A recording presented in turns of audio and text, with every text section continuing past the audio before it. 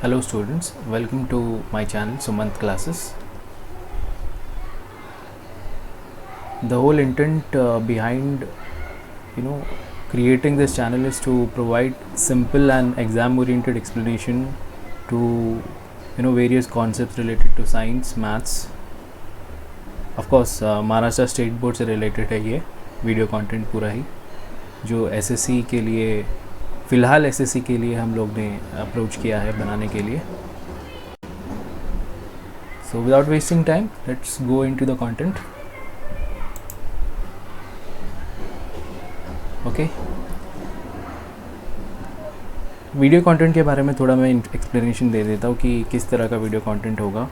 यहाँ पे precise, simple and short रखने की कोशिश की गई है वीडियो को, ताकि कम टाइम में वैल्यूएबल एग्ज़ाम ओरिएंटेड स्टडीज़ में हेल्पफुल हो. वीडियो को डिवाइड किया है हम लोग ने कुछ सेक्शंस में, जिसमें पहले टेक्सचुअल एक्सप्लेनेशंस होंगे. टेक्सचुअल एक्सप्लेनेशंस इसलिए क्योंकि महाराष्ट्र स्टेट बोर्ड ने बहुत अच्छा ही कंटेंट स्टूडेंट्स के लिए बनाया है. हमारे वक्त में तो इतना वैल्यूएबल कंटेंट हमें नहीं देखने को मिलता था, बट हालांकि since they have work very hard, so I would want you to go through the textual content as per syllabus होगा जो कि. So let's begin with the course. Now we are going to study science part 1, chapter 1, gravitation.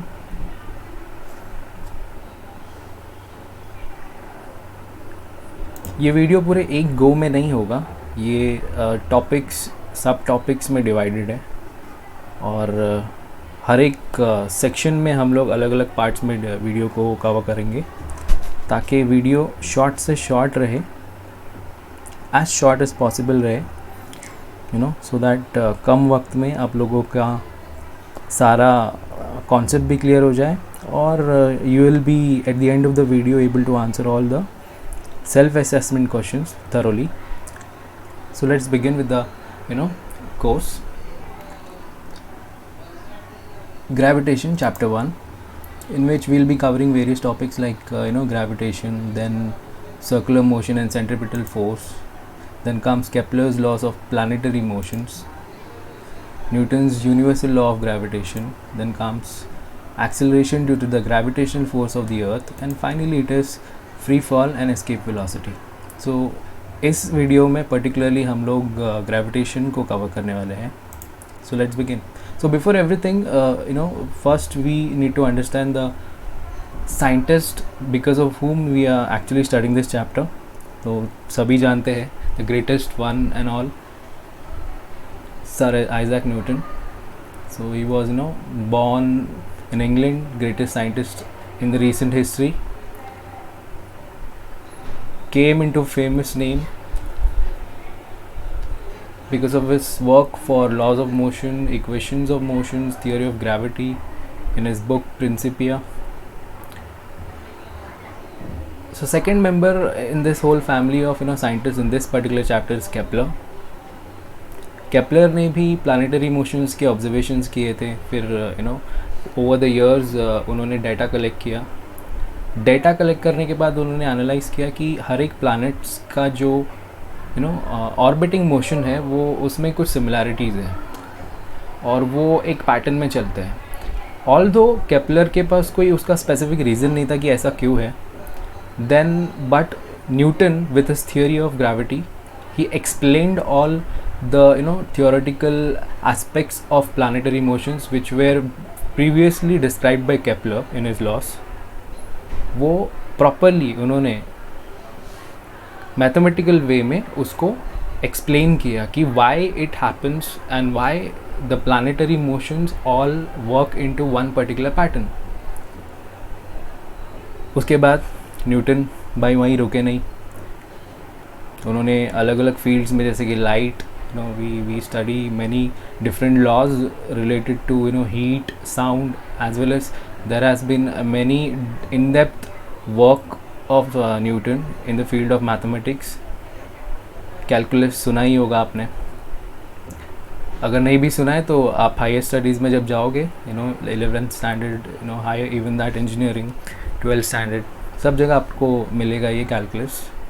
Physics में, mathematics में, हर जगह ये आदमी है। So he was the one behind everything that we're studying in physics, related to many aspects of physics. Also, he was the first scientist to construct a reflecting telescope. So बहुत कुछ किया है। अब आगे बढ़ते हैं। Now in the first part, actually here starts gravitation. Let's go into it. What it is basically, gravitational force है क्या? एक यूनिवर्सल फोर्स है. It acts not only between two objects on the earth but also between any two objects in the universe. तो ये कोई अर्थ के लिए ही specific काम कर रहा है ऐसी बात नहीं है. Our whole solar system is working on this principles of universal force which is nothing but the gravitational force, of course discovered by Isaac Newton. He wondered why all apples fall vertically downward. सारे apples नीचे ही क्यों गिर रहे हैं और वो vertically क्यों गिर रहे हैं, हॉरिजॉन्टल क्यों नहीं गिरते हैं? Why do they do not fly off in a horizontal direction? Finally, after all his own observations and collection of data, he came to a conclusion. और वो क्या था? Conclusion क्या था? कि Earth must be attracting the apple towards itself, and the reason behind that is there is this attractive force which is directed towards the center of the earth. Direction from the apple on the tree to the center of the earth is vertically at the center of the direction of the earth, of course. The apple falls vertically downwards. तो होता क्या है कि force of attraction है जो कि हमारे centre से आ रहा है अर्थ के, जिसकी वजह से ये पूरा जो एप्पल का प्रोसेस है कि वो पेड़ पे से गिरता है और वो वर्टिकली आकर अर्थ पे ही गिर रहा है. तो उसके पीछे कोई और नहीं है बल्कि ग्रेविटेशनल फोर्स है which is acting it to fall. Okay. Newton thought that if the force of gravitation acts on apples on the tree at different heights from the surface of the earth, यानी in simple words में बोली तो Newton ने सोचा कि अगर ये Apple के ऊपर एक्ट कर रहा है कहीं पर भी हो, ऑफ कोर्स अर्थ के कोई भी हाइट पे हो, can it also act on objects at even greater heights and much farther. तो क्या वो दूर के ऑब्जेक्ट्स पे भी जो हाइट पे है, अच्छे खासे हाइट पे है, दूर के हाइट पर है, उन पे भी एक्ट करता है कि नहीं? लाइक जैसे कि फॉर एग्जांपल मून है, अदर प्लैनेट्स है, सन है, क्या इस पे भी एक्ट कर रहा है? So finally we will get all the answers. Yes, it is acting. और फोर्स और मोशन ये टॉपिक आ जाता है इसके बाद में. अब हर ऑब्जेक्ट को मोशन में सेट करने के लिए हमारे लिए हमारे पास एक फोर्स की ज़रूरत है. Without that it is not possible for any object to get into motion. So force is necessary to change the speed as well as the direction of motion of any object. So force हमेशा से ही किसी भी object के लिए ज़रूरी है अगर उसको मोशन में आना है तो, या फिर वो ऑलरेडी मोशन में है और उसके मोशन के डायरेक्शन को चेंज करना है तो फोर्स एक एक्सटर्नल फोर्स होगा, उसकी हमेशा से ज़रूरत होगी. जैसे कि यहाँ पे आप लोग राइट साइड में देख रहे होंगे कि ये जो ग्रेविटी का ग्रेविटेशनल फोर्स है, अर्थ मून को अपने अराउंड घुमा रहा है, रोटेट करवा रहा है. अर्थ के पास वो पावर है, वो ग्रेविटेशनल फोर्स है जिसकी वजह से मून उसके अराउंड एज अ सैटेलाइट घूम रहा है. सिमिलरली अर्थ पे दिख रहा होगा, यहाँ पे ट्री है, ट्री के यहाँ एप्पल्स दिख रहे हैं. Again it is again directed to the centre. That is because of all gravitational force. Correct. तो यानी ये हर किसी पे एक्ट कर रहा है. अर्थ मून को अट्रैक्ट कर रहा है, सन सारे प्लैनेट्स को अट्रैक्ट कर रहा है और वो एक ऑर्बिट में कंसिस्टेंटली घूमते जा रहे हैं. ओके. ना सेल्फ असेसमेंट क्वेश्चंस पे आ जाते हैं कि आपने इस पर्टिकुलर टॉपिक में क्या क्वेश्चंस है जिसको हमने इस टॉपिक से कलेक्ट किया जा सकता है कि क्वेश्चन हैं जो इस टॉपिक पे पूछे जा सकते हैं एग्ज़ाम में, और उनके आंसर्स क्या of course. So what are the effects of force acting on an object. कोई भी ऑब्जेक्ट के ऊपर जब फोर्स एक्ट हो रहा है तो क्या होगा.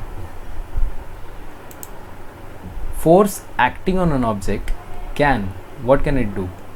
सबसे पहले तो वो एक स्टेशनरी ऑब्जेक्ट होगा, stationary object which is at rest. Object is not actually performing any kind of motion, वो एक रेस्टिंग पोजिशन पे है, तो उसको वो हिला सकता है अगर हमने एक्सटर्नल फोर्स अप्लाई किया तो. Correct. Change the speed of an object, yes. Change direction of an object, yes of course. Size भी बढ़ा सकता है, कम भी कर सकता है, शेप भी कम ज़्यादा हो सकता है. अगर डिपेंड करता है कि हम लोग क्या ऑब्जेक्ट ले रहे हैं. जैसे फॉर एग्जांपल हम लोग ने मान लो कि इरेज़र लिया है या इलास्टिक ऑब्जेक्ट लिया है और उसको हम लोग खींच रहे हैं, तो of course we are applying force. Correct. तो और उसका भी साइज़ चेंज हो रहा है, शेप भी चेंज हो रहा है. तो ये एक कॉमन एग्जांपल है, ठीक है, उसके लिए कि फोर्स जब भी एक्ट कर रहा है किसी भी ऑब्जेक्ट पे तो वो क्या कर सकता है, इफ़ेक्ट्स क्या होंगे उसके.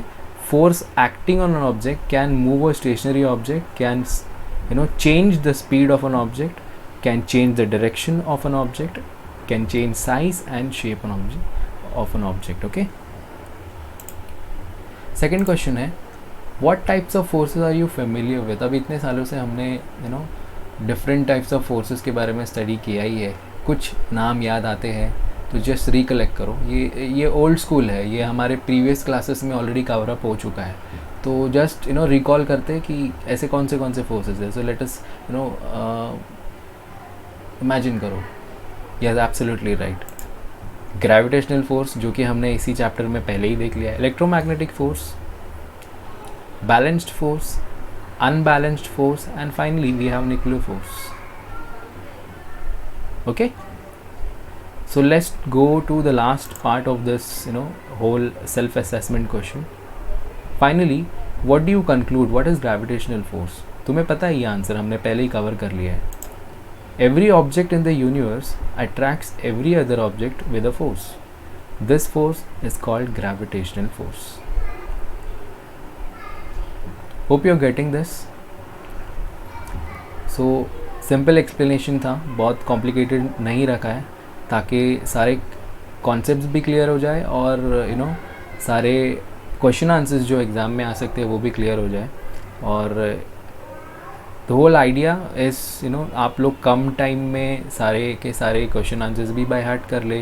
वीडियो कंटेंट इजीली अवेलेबल है, एक्सेसिबल है, यूट्यूब पे अपलोड करने वाले हैं हम लोग. Finally, if you like the video, do share the video, subscribe the channel for coming updates.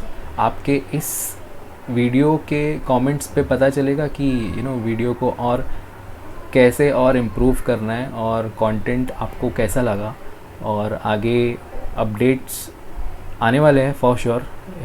इसी चैप्टर के second part, third part, as you have seen in the first slide कि हमने 6 डिफरेंट सेक्शंस में divide किए हैं. अगला section होगा definitely circular motion and centripetal force, तो उसके बारे में भी हम लोग अगले वीडियो में, अगले सेगमेंट में हम लोग देखेंगे जल्द ही. But before that, do share your views कि आपको वीडियो कैसा लगा और इसमें आपको और क्या क्या चाहिए. डेफिनेटली न्यूमेरिकल पार्ट भी है और भी अलग अलग content we are going to bring up many content for you. So do share us your views which will help us improve the quality of the content. Okay, that's all for today. Subscribe the channel. Bye bye viewers, bye bye students, thank you, take care. Of course, stay home, stay safe, because COVID का भरोसा नहीं है.